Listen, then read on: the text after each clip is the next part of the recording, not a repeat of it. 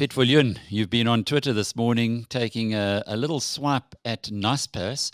It's not going to endear you to them, but actually, being a money manager, the endearment or otherwise of executives is not really something you bother too much about. No, I mean, our job is to look after the funds of our investors to the best of our ability, and not to pander to whatever the executives companies want or don't want.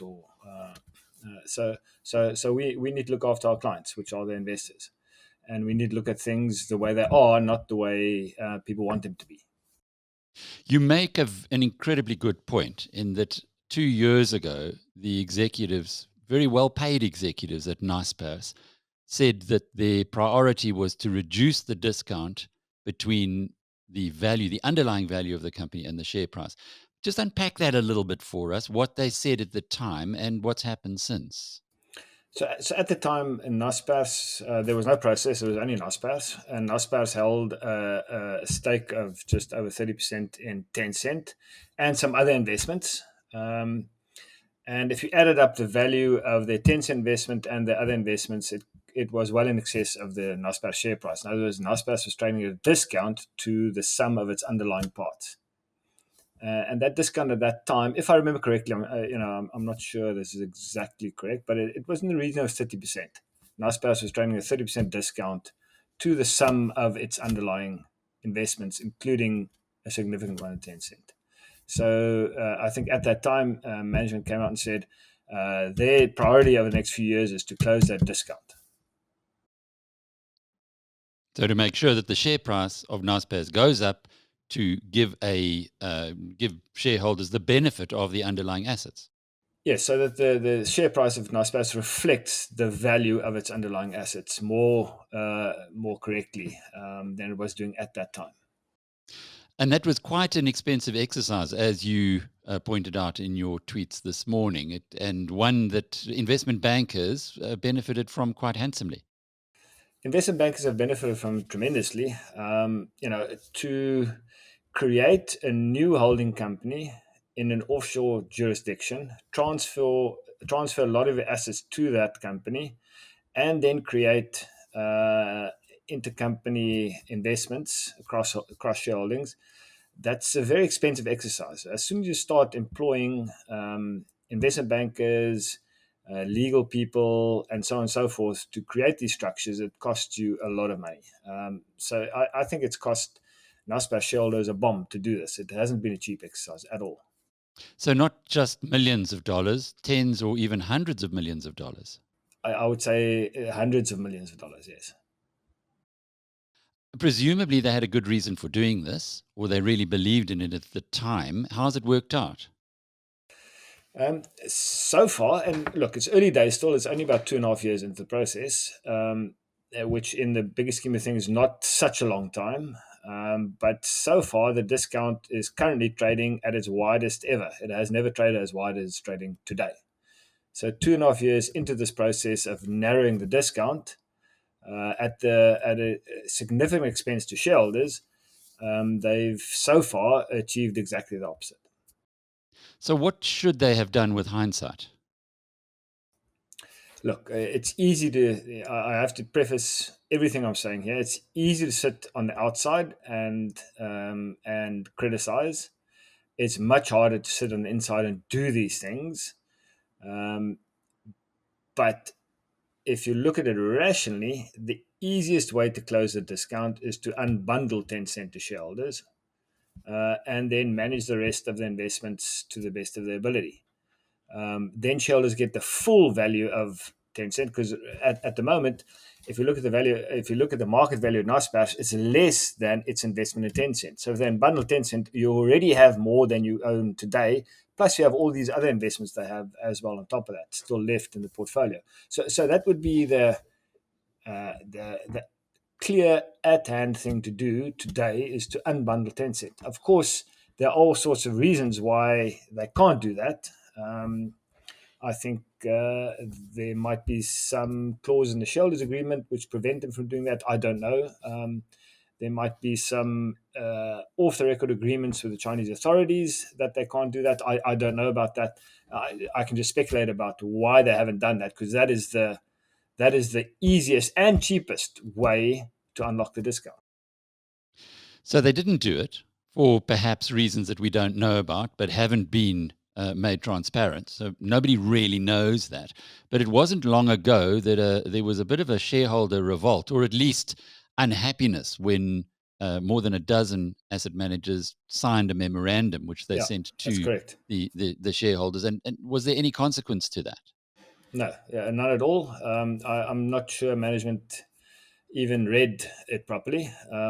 It was a bunch of small fund management firms, including Counterpoint, that signed the letter. The large fund management firms did not take part in that, uh, because they were, I think they were probably conflicted. Naspers makes up a large percentage of the portfolio, and they did not want to upset management and create strain with the relationship, because it's a significant investment for them. The share price of Naspers and Prosus has dropped significantly since that letter was sent. Would this, in a rational mind, suggest that they at least have a look at it now and reconsider the arguments that were raised there? Well, it's a bit late. I mean, they carried on to do what we objected to, which was the creation of process and the cross shareholding. That's been done. I think that horse is bolted. Um, to unwind that all again, I'm not sure how feasible that would be. I think one would have to take a fresh look at the options available to management to at least extract what value they can for shareholders. But these are not stupid people, Piet. They are. They've had good records elsewhere and within Naspers in creating value. They also are well paid, so clearly uh, they are rated by the people within the Naspers stable. Why is this route, or what happens in a business? And you studied business for decades. What happens in a business that something of this nature can occur, not just in the short term, but it appears now to have been going on for some years. Yeah. So I think it's very simple. Incentives drive behavior. Even for very smart people, incentives drive behavior. And the incentives of NASPAS, or process management, because I think that's where the management sits, is at process level. I think the incentives are not aligned with the long-term interests of shareholders. It's all revenue and transaction-driven incentives, and it's not return on capital, discount to NAV, closing. The discount to NAV isn't even one of the incentives. So the incentives of management are very different to the outcomes that shareholders that would provide. The incentives of management are very different to the outcomes that would be positive for shareholders. They also seem to be a little thin skinned. Just from a personal perspective, I was often approached by the PR agency, Brunswick of Naspers, asking me if I wanted to interview, etc. Since we raised the other side of the argument, those phone calls and Yeah, invitations have stopped. yeah. Is this I'm not typical surprised. of a of companies? No, I think many companies are open to criticisms, because I mean, at the end of the day, nobody's perfect, and all companies have flaws and make mistakes. Some of them big ones, some of the smaller ones. And I think many management teams are open to criticism and are willing to sit down and talk about it and come to some sort of understanding, or try and, because these things are just opinions. I mean, what we're talking about here is my opinion, and it's obviously not shared by the big fund managers, because they didn't agree with the letter we wrote, and they continue to hold large stakes in their funds of Naspers and Process. So they obviously don't agree with this, my opinion. Um, many management teams are open to discussing these opinions and trying to persuade one to change your opinion, or not. So I don't think it's typical. I think it's almost untypical for a management team just to ignore its critics. You touched on something there which really does need to be raised. The big asset managers in South Africa, of which there are three, 91, your old company you worked for many years ago, Investec Asset Management, Alan Gray and Coronation. Now, the chief executive of 91 also sits on the board of Naspers. Isn't that a given that Naspers is such a huge part of the South African investment scene? In other words, you buy into the JSE, you've got to have a big chunk of Naspers there. Isn't that something that should be discouraged rather than Uh, allowed? Look, I think you'll find that in many instances offshore where the chief executive officers of large fund management firms sit on the boards of companies. And I think there is a potential conflict there. There's no doubt. But I also know how things work at 91. And Hendrik Kretoy, who's the CEO of 91, does not get involved in the money management activities. I know that for a fact. So although it on the outside it could look like there's a conflict, I think within the business, I think it's dealt with very well. And let's face it, I mean, many businesses have all sorts of conflicts or potential conflicts inherent in those businesses. And it's you as a business, you can't avoid conflict, but you can manage it appropriately. And I'm sure that 91 manages it appropriately. I think the bigger problem here is that the large fund managers have no choice but to mimic the index because they're so big. They have no choice but to mimic the index. And that means buying a large stake in Naspers process. And that means not rocking the boat because a large portion of their funds are tied up in that investment. But that also means that a large portion of South African retirees and savers funds, which are given to those big asset managements, are also tied up in Naspers. It seems like we're in a little bit of a destructive cycle here that certainly some people appear to say there's a problem, but the management is not listening to it. And the big fund managers who are invested in the company are saying, well, we have no choice. We have to hold these shares Yeah. whether we agree with management or not. Yeah, that's right. But I think the market is, as I said about the law system, someone said it as a famous quote: "The wheels of justice grind slowly, but they grind finely." And I think over time the market picks up on this, and I think Coronation's assets under management came out yesterday, and they're down. Year to date, they're down significantly. I think the market is picking up on it. And I think investors are examining two alternatives. Number one, if you like the index and you want the index weighting, by the way, today Naspers and Process is not such a large part of the index anymore because they have declined so much. You can go to index fund because instead of being with a large fund manager and being charged active fees, you can pay a lot less fees and buy the index and get a very similar outcome, and then you can add to that, or you can add some alpha around that by investing in niche strategies, which the large fund manager can't follow because the assets are so large. And there are many niche strategies out there which I think can add value to large funds if you put them together in the appropriate way.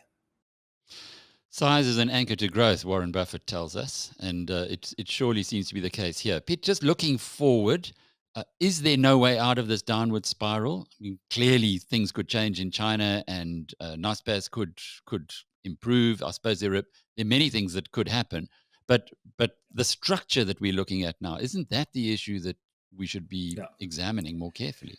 Yeah, I think the structure definitely needs to be examined. The cross shareholding definitely needs to be examined. Why you have a process and a Naspers? It is obviously for reasons of control that Naspers is there. Remember, Naspers are the listed shares are non-voting shares. The voting shares are unlisted. So there's control issues here. There are issues with China. What is a Chinese asset worth at the end of the day? We all saw what happened when Russia invaded Ukraine. For all intents and purposes, Russian assets went to zero. What happens if China invades Taiwan? I think it's a non-negligible possible outcome. It's probably not a high probability, but the probability is above zero somewhere. What happens to Chinese assets if that happens, and the West places sanctions on them? Um, what happens if the political environment in China becomes even worse than it is today for so-called capitalist businesses? What happens then? So there's all sorts of questions one has to ask. What is the value of even a very good Chinese company, Chinese business? And then one has to examine the legal structure within which it's held, the variable interest entity. If the political situation becomes worse, what happens there? And then following on from that, the cash flow that this Chinese business is throwing off to Naspers process, what are they doing with it? Do those investments make sense? So far, they don't really. They've added no value over time. Maybe they're visionary, and these things will become very valuable assets in the fullness of time. That's a possible outcome. That's something one needs to think about. So there's a lot of variables one needs to think about and throw into the pot to come up with a number which is the value of Naspers or process. And it's not easy. It's not an easy sum. It's a hard sum, and and the answer is grey. It's not a clear answer. It's a grey answer, and I think different people will sit in different spectrums of that grey. Sean Pesh from Ranmore Funds, who I know you know well, he has been a non-Naspers process shareholder for some time now. He has, however, because of the importance in the South African investment scenario, been raising flags about it. Within the Counterpoint and your own portfolios, do you hold Naspers? So Counterpoint is a multi-strategy asset management firm. Within the value strategy, which is the funds that I manage, we hold no Naspers. There are some of the other strategies which do hold Naspers, but the value strategy does not hold Naspers. So even at these depressed price levels, you're not seeing the sufficient upside or sufficient margin of safety there to make an investment. Well, these prices are only depressed relative to prices which obtained over the past 2 or 3 years. Relative to the prices which obtained 5 or 6 years ago, they're still quite high. And also, the time to make an investment is when you are being paid to take on the risk of an investment. As I just tried to explain, there are many risks present in in an investment in Naspers or Process or Tencent for that matter. And I'm not even sure at this point whether one is being paid to take on all those risks. So for me, in that whole gray area, I'm still sitting in the very dark gray area of that. Finally, if the Naspers management were to announce tomorrow that it was able to unbundle Tencent, it wanted to and was able to, well, it wouldn't be the management, it would be the board. What would that do to the Naspers share price? Naspers share price would go up a lot. It would, it's hard to put a number on it, but I think the Naspers is trading at a big discount to the value of Tencent. So if they say today you own one Naspers share, tomorrow you own a bunch of investments and one Tencent share, I think that's 30 or 40% above the current share price.